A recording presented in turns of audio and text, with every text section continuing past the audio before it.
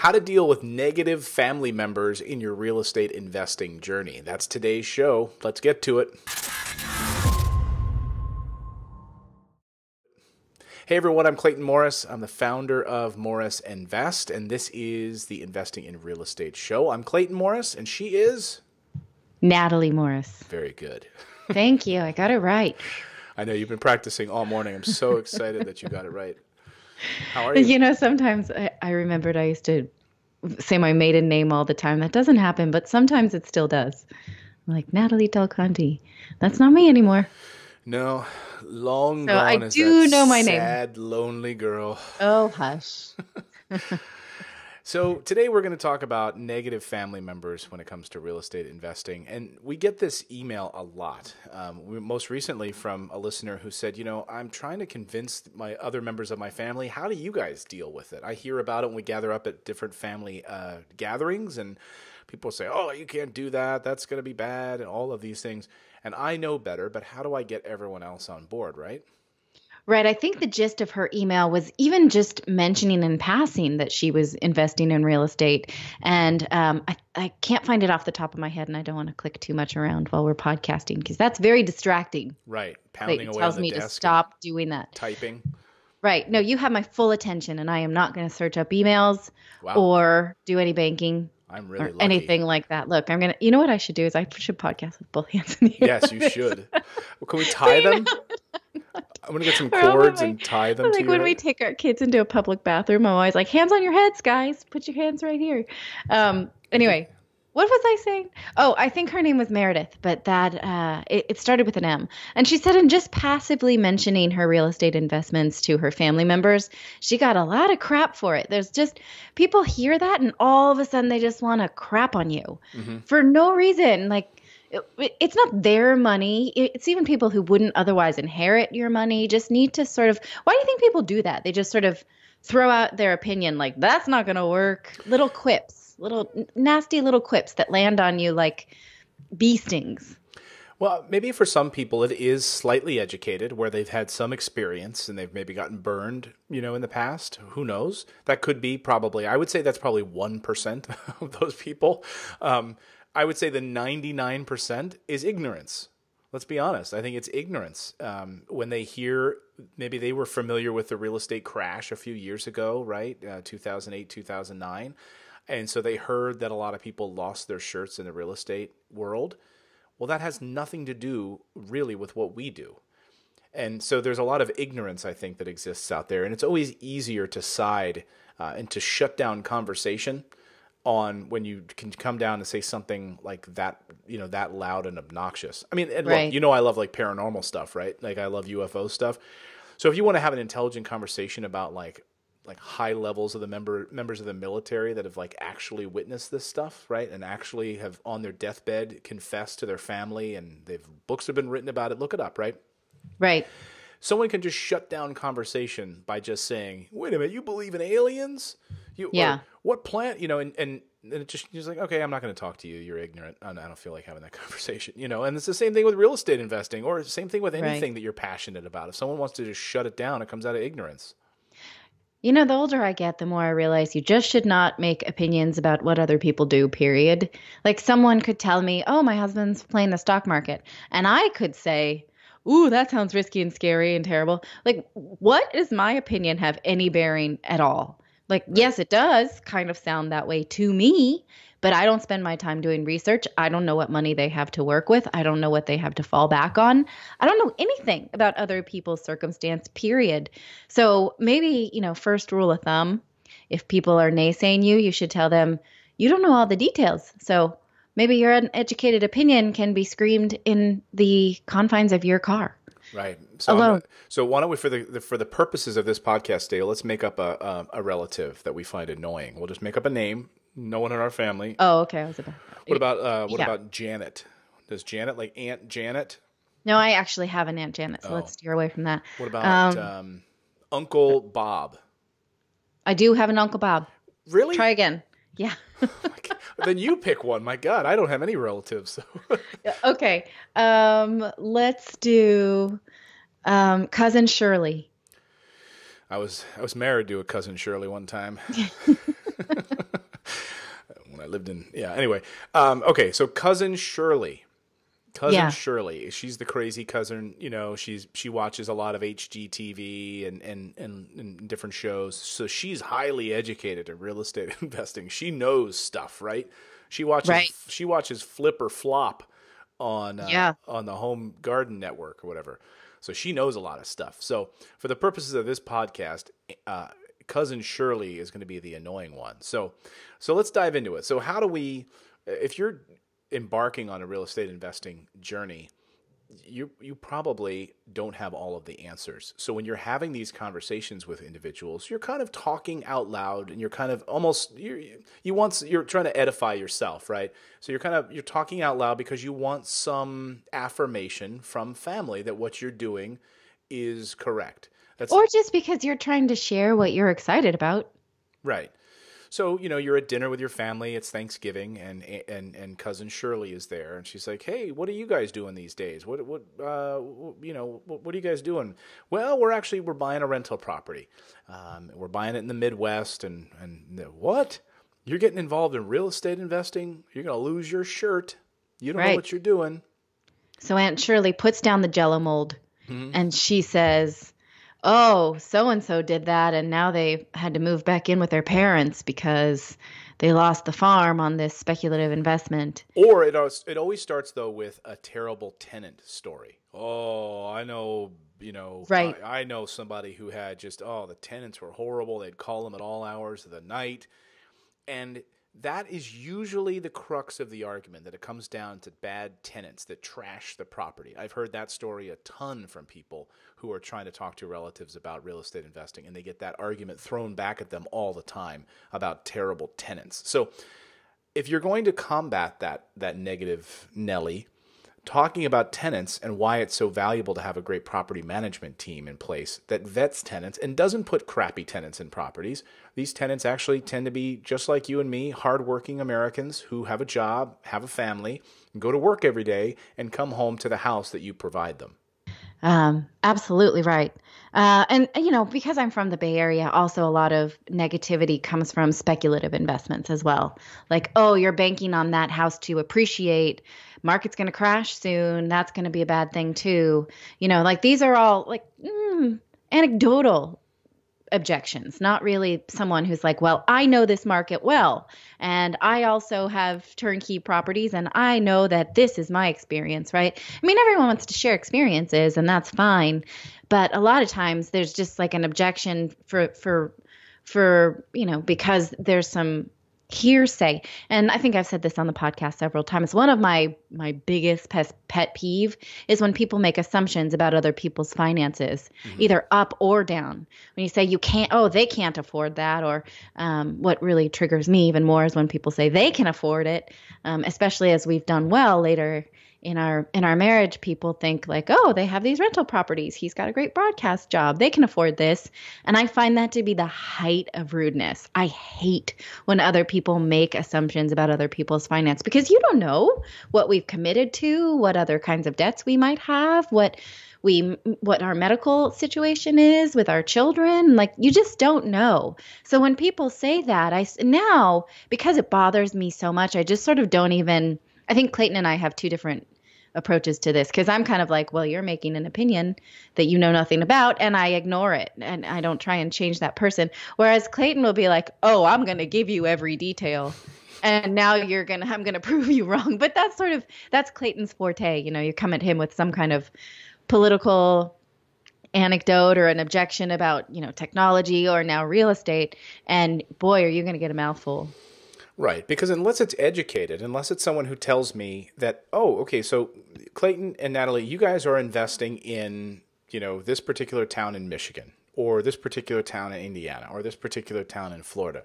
Well, it's interesting that you're investing there. I actually owned 10 rental properties there a few years ago in the same zip code where you did, and I did it basically the same way, and guess what? A bunch of factories closed down, moved out of town, and I couldn't rent those properties. And therefore, I don't know that that's a smart move for you guys. Now, how do you think I'm going to respond to that conversation? I'm going to say, oh, that's really interesting That's, and I'll have a deeper discussion about what factories closed down, what zip codes specifically, what streets, what types of properties, whether A-class neighborhoods, B or C-class neighborhoods, and we'd have an intelligent discussion about it. And that may change my mind. If they had some intelligent information for me to look up, great. Now, if they just come back with some anecdote that has nothing to do with what I'm doing, they don't understand it, then you can try to spend some time educating them about what you do. Or the harder thing is to try to convince people.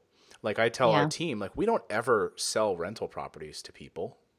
Like, I don't want anyone on my team ever convincing anyone to buy a rental property. They don't have to.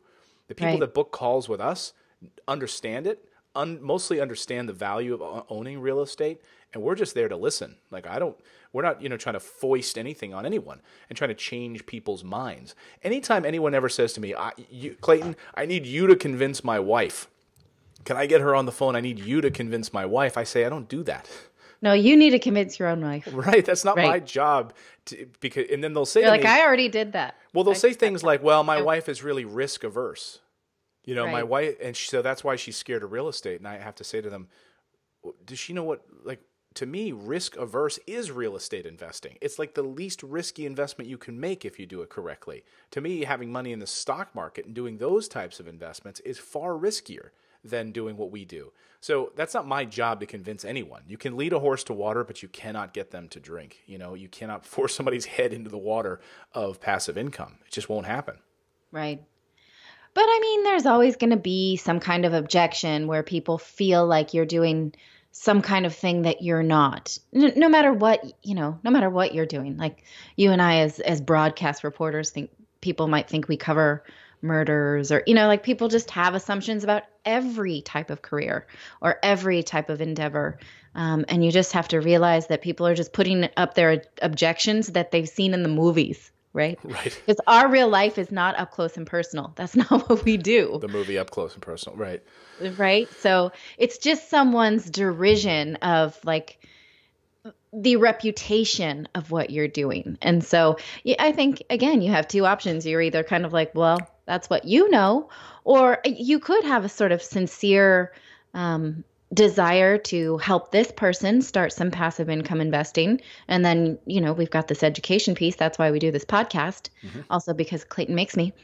And then we also, or you can just, give them everything because if you're listening to this podcast and you're so far in, you've got a lot of, in your arsenal, you've got a lot of weapons about market data and passive income and management of your money and management of the team and management of your property management. You've been through it, right? And I mean, how many, dozens and dozens and dozens of, multi-millionaire real estate investors have we had here on the show who are buying the same properties that we do, who are on the same streets as we are, who, have been doing this for many years, who have 500 properties, and even during a major crash or recession didn't lose their shirt because they did it the way that we do it, right? Which is smart, slow, and steady in solidly, high ROI returning neighborhoods. So you could point them to the podcast, for instance, and share and say, go through these episodes and listen to it, and then come back and let's have an intelligent discussion later. But I guess it's a little bit more difficult if you're dealing with negative family members. For our listeners who are saying, well, what if I'm married to that negative family member? How do I deal with that particular person? How do I go about finding, a way to talk to them about real estate investing? And we did an episode back on, it was episode 73, which was how to get your spouse on board your real estate investing journey. And I think you should really go back and listen to that episode because you had some experience with that. I mean, you were not necessarily on board with it, and I kind of had to do some talking to you about it, right? Even though you saw your grandparents owning. Yeah, well, I owned investment real estate when we got married, and it wasn't an awesome experience, and I was glad to be rid of it. But then at the same time, I understood the merits of passive income, but I wasn't clear on the market data of the markets that we were investing in. I wasn't sure if we were paying too much or not. I wanted some research about that. And I needed more information, whereas Clayton was more like, we're doing this. We're just going to get started. Right. So let's talk more about how to deal with some of the negative family members. Do you have some tips that people can employ in their conversations? As a linguist yourself, what sorts of things, if you've got cousin Shirley who's just throwing all the fire at you and, telling you how much of an idiot you are for doing this, how can you approach her? I mean, if you wanted to walk her off the cliff and help explain it to her, that's one way to do it, right? Another way, I guess, would be just to ignore it altogether and or drink. You could also drink. show her how awesome your investments are when she starts to see that you're taking vacations with your kids all over the time and you're not working as much because your passive income from your rental properties. She's like, what is Natalie doing that she can just take these trips? Oh, well, remember when you were making fun of me for real estate investing? Well, that's what I do. Yes, you could do that. And you can also just sort of say to them, this is not speculative investing. I'm just buying something outright for the cash flow. Something that rents pretty easily, and then we're going to enjoy that cash flow every month. And I don't know how someone could say that's not going to work, right? Right. Like how can you say that to that? And then, also realize that cousin Shirley is putting her judgment and her limiting beliefs on you, and shake that off right away, Right. Right. So, being able to have that conversation and to educate them and to walk them through some of the merits of passive income. I mean, another way to look at it too is to ask them about their financial goals, to turn it around and as a positive. I found this to be, when people start to say, what? Don't you have to deal with like terrible tenants and that sort of thing?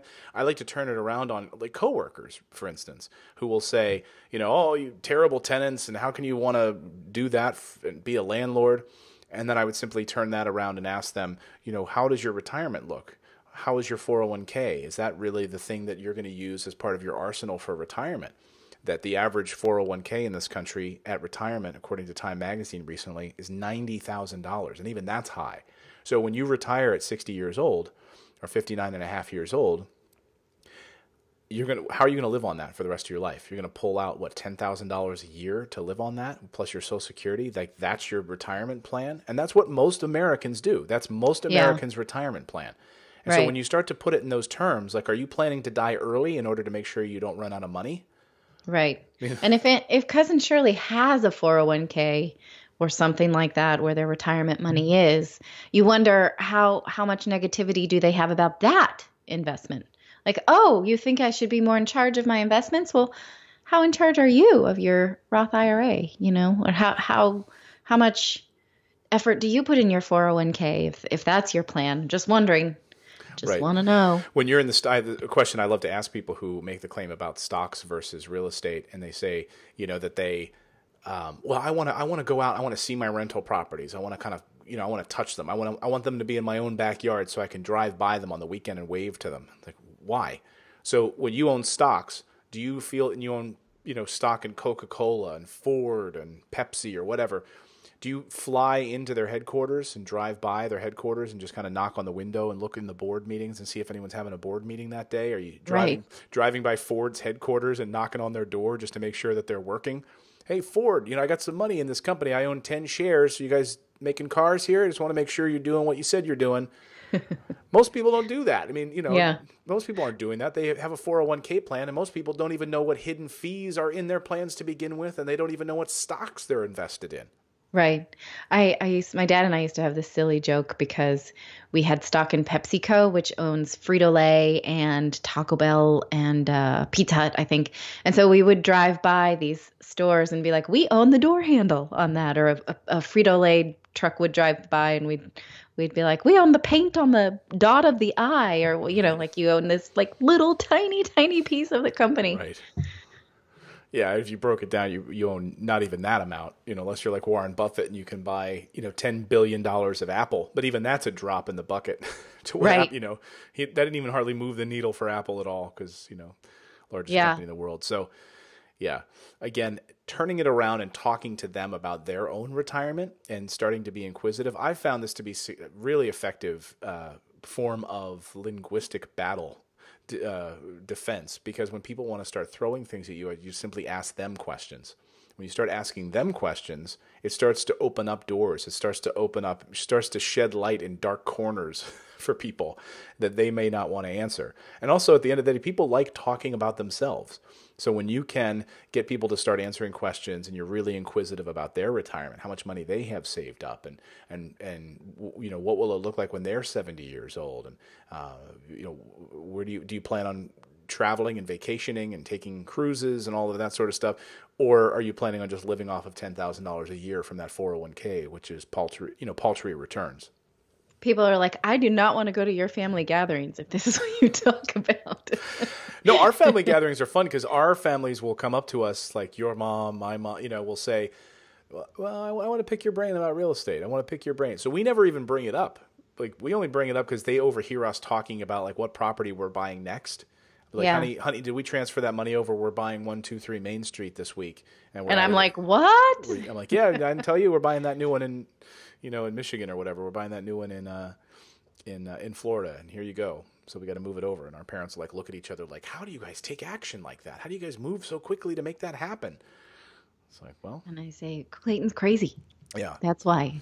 So any other thoughts about talking with your family members about negative family members about real estate investing? Well, I guess I was listening to a podcast today about a spiritual podcast called Cosmos and You. And the woman was talking about the word skeptical and how skepticism is ego. Like, because you're saying like, I choose to, put up this defense before I am proven something. Like, skepticism about anything is your ego talking first. And so if you can recognize that in any kind of objection, then you don't have to internalize it. And so when someone challenges you, it's not like, oh, I'm choosing to believe this. It's like, you've done your research. And so when someone else's uneducated skepticism comes up on you, that's their ego. And there's no need to tango with the ego. I didn't mean that to rhyme, but it kind of did. It is true, because people put up that defense and they're kind of like, hey, prove it to me. It's like, well, no, that's not really my job. We don't have to prove it to you. There's enough overwhelming evidence. Why don't you go out and prove it to yourself? Like, why don't you go out and read a few books on it? Why don't you go out and listen to some podcasts and talk to some experts? Why is it on me to do that? It's not on me. It's not incumbent upon me to go and do that. Right. We had some friends this weekend that had been interested in purchasing real estate, and they invited Clayton over for a beer on a Sunday afternoon. And they're like, we just have questions. Can you please explain it to us? And these were people, like, they had such a great humility about it, both really successful in their own right. But this is not something that they'd done, and they were interested in learning about this. And, this was their way of doing homework. Either they could listen to our podcast, or Clayton's a friend, or they could say, can you please come over and talk to me? And so Clayton didn't go over to sell them anything. He just wanted to share with him what we knew. And sort of that's how it comes about, and that there was no ego involved in it. And in either side, Clayton didn't, we've been friends with this family for 3 years now. So we never tried to put anything on them. They came to us and said, we'd like to do what you do. Can you teach us? Right. They'd been sort of dancing around the idea of wealth building and passive income for years. In fact, I think even like 2 years ago, our friend's wife had said, I'm probably going to waste a lot of time, but then in 3 years, I'll end up talking to you anyway. Did she say that? It was really funny. No joke, like 2-3 years later, we had this discussion. And I was like, here's, how we've been able to build wealth and become financially free. I was crying in my basement at the end of the month, not having enough money to pay our bills. Natalie and I were like, how are we making money, in news careers, and how are we not even able to pay the bills, like our mortgage? What's going on here? We're just not good stewards of our money, a number of years ago. So I was explaining that, you have to take that leap and start to really dive into this, because there's not a lot of great education tools out there. We don't learn this in school. And so you're also dealing with family members who they probably went through the same high school system that you did. They probably went through the same college system that you did. And they don't talk about building assets and building passive income. We're taught to get a 401k, to get a job, and to have and ask for raises every few years. That's how we build wealth in this country, right? That's the quote American dream. And the sad thing is that it fails. It doesn't work. and we've been lied to about it.